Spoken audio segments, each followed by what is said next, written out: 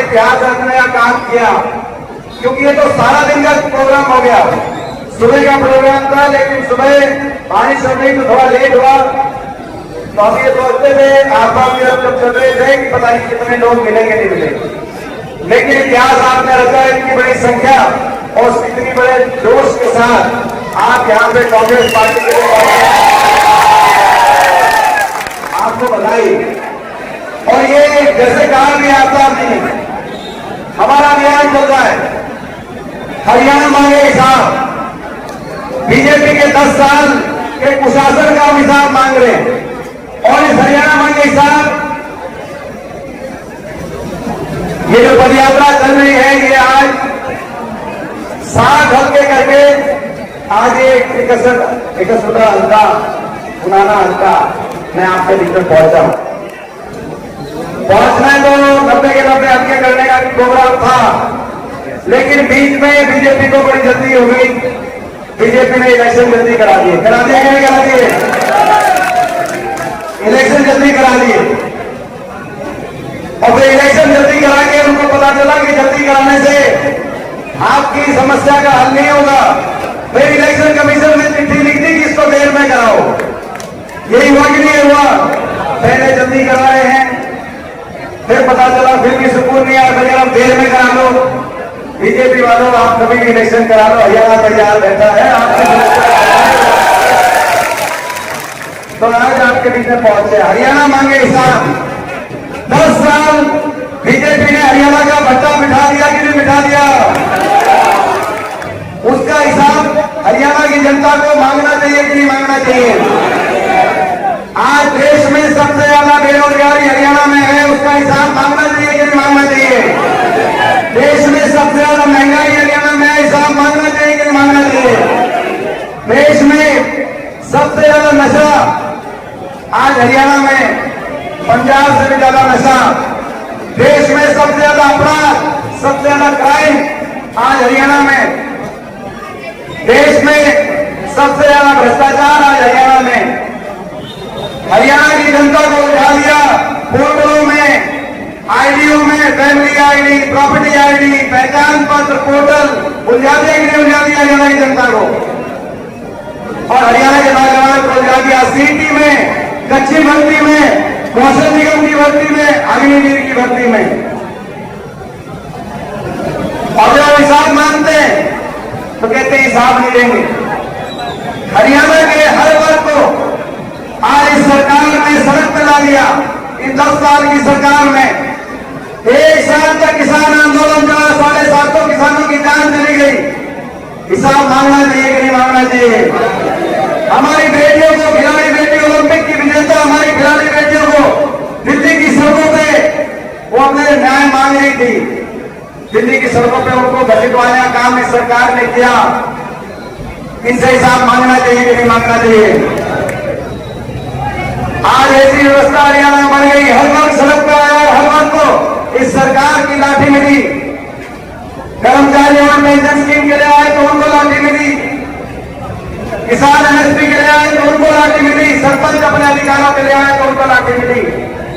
बेटियां इंसाफ के लिए आई, अपने लिए खिलाड़ी बेटियां जिन्होंने देश का नाम रोशन किया, उन बेटियों को सड़कों पर घसीटने का काम इस सरकार ने किया। और जब हम हिसाब मांग रहे हैं, जब मैंने अपनी पदयात्रा शुरू करी, करनाल से शुरू करी मैंने पदयात्रा, और जब हिसाब मांगने की बात आई तो बीजेपी के बड़े बड़े नेता आए, दिल्ली से आए, इनके बड़े बड़े मंत्री आए, बड़े बड़े नेता आए, मैं नाम किसी का नहीं लेना चाहता, लेकिन आए और कहा कि उद्धव साहब आप हमसे हिसाब क्या लोगे? ये बीजेपी है, बीजेपी किसी को हिसाब नहीं देती, हम तो आपसे हिसाब मांगेंगे। मैं आपको कहना चाहता हूं, जो बीजेपी के बड़े बड़े नेता आके हरियाणा में रैलियां करके कह रहे हैं कि साथ नहीं देंगे। कहीं और आपकी बात चल जाती होगी, लेकिन बीजेपी वालों सुनो, ये हरियाणा है प्रधान, ये हरियाणा है प्रधान, हरियाणा के लिए है। ये हरियाणा वाला सीधा आदमी होता है, हरियाणा का आदमी ठगा जाता है, हरियाणा का आदमी ठगा जा सकता है, सीधा है, शरीफ है, लेकिन जो ठग के जाता है, जो ठग के जाता है, उससे हरियाणा का आदमी हिसाब लेना भी जानता है, उसका हिसाब चुकता देना भी जानता है। ये हरियाणा है, तो हिसाब तो हम लेंगे। और रिपोर्ट बीजेपी के पास चली गई कि हरियाणा में लोगों ने मन बना लिया बदलाव का, बीजेपी को सत्ता से बाहर करके कांग्रेस की सरकार बनाने का। जब रिपोर्ट चली गई तो बीजेपी ने सब कुछ बदलना शुरू कर दिया। बीजेपी ने सबसे पहले अपने उप मुख्यमंत्री को बदला कि नहीं बदला उप मुख्यमंत्री, वो भी आजकल घूम रहे हैं, कहीं घूम रहे हैं। नोट के बारे में क्या कहूं, पहले समझाया था तो समझे नहीं, वो भी घूम रहे हैं इधर उधर। पहले उप मुख्यमंत्री को बदला, फिर अपने प्रदेश अध्यक्ष को बदला, पूरी कैबिनेट को बदली, फिर अपने मुख्यमंत्री का चेहरा भी बदल दिया कि नहीं बदल दिया, सबको बदल दिया। फिर चुनाव की तारीख बदल दी, और फिर तारीख बदल के दोबारा से तारीख बदलने की अर्जी दे दी, लेकिन अपना घमंड नहीं बदला, अपना अहंकार नहीं बदला, अपनी तानाशाही नहीं बदली, अपना घमंड बदलते, अपना अहंकार बदलते, अगर अपना घमंड और अहंकार नहीं बदला, अब आप क्या बदलोगे बीजेपी वालों? अब आप क्या बदलोगे? आप अपना बीजेपी वालों, आप अपने चेहरे बदलते रह जाना है। जनता हरियाणा की हम सरकार बदलने का काम करेंगे। कांग्रेस पार्टी हरियाणा के कोने कोने से एक आवाज आ रही है, बीजेपी की सरकार आ रही है, हुड्डा साहब के नेतृत्व में कांग्रेस पार्टी की सरकार आ रही है। और हिसाब हमने मांगा था आपसे, आपने हिसाब नहीं दिया, लेकिन मैं हिसाब आपको देना चाहता हूं। बीजेपी वालों, आप हिसाब मत देना, लेकिन हमारा भी हिसाब सुन लो। आज अब हिसाब यह है, लोकसभा चुनाव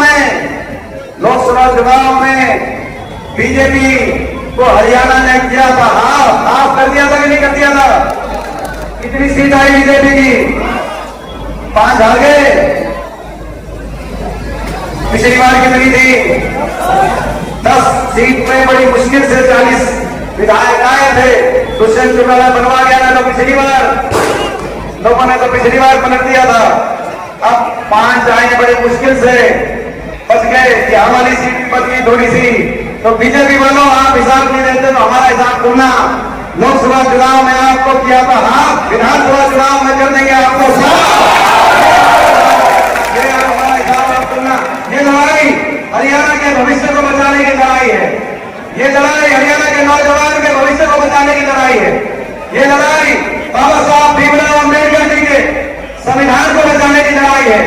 ये लड़ाई किसान के सम्मान की, गरीब आदमी के मान की, हमारी बेटियों के इंसाफ की ये लड़ाई है। ये लड़ाई हरियाणा को और मेवात को आगे लेकर जाने की लड़ाई है।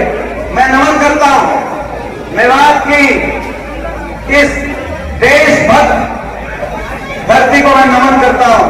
जब जब कभी देश पे कभी कोई बात आई, कभी देश के दुश्मन ने देश को टेढ़ी नजर से देखा, तो अगर सबसे पहले कोई खड़े होकर आया तो मेवात से मेरा भाई और मुझे गर्व है इस बात पे कि जब 1947 में जब परिस्थितियां बनी तो गांधी जी को घासेरा गांव में मेरे स्वर्गीय दादाजी स्वर्गीय रणजीत सिंह जी महात्मा गांधी जी घासेरा गांव में लेके आए। मुझे गर्व है कि वो संस्कार मेरी रगों में दौड़ रहे हैं। ये इस देश के संस्कार हैं, ये बाबा साहब के संविधान के संस्कार हैं। और मेवात के साथ बड़ी अनदेखी हुई। हरियाणा को विकास की पटरी से तो उतारा ही था, लेकिन मेवात को भी उतारने का काम हुआ। सही कहते हैं आफ्ताब जी, ये लड़ाई हरियाणा को दोबारा से विकास की रास्ते पे आगे लेके जाने की लड़ाई है। और मेवात को भी ये लड़ाई, मेवात में जो 2013 में हमने लड़ाई थी वो रेल मेवात में लाने की लड़ाई है। लड़ाई मेवात में विश्वविद्यालय लाने की लड़ाई है। ये लड़ाई अपनी सड़क को 4 लेन सड़क अलवर तक बनवाने की लड़ाई है। बाकी सड़कों का क्या हाल है, विकास की अगर देखनी है परिस्थिति तो आप यहां पे आओ, सड़कों के हाल देखो क्या बुरे हाल हुए हैं, तो हम चलेंगे।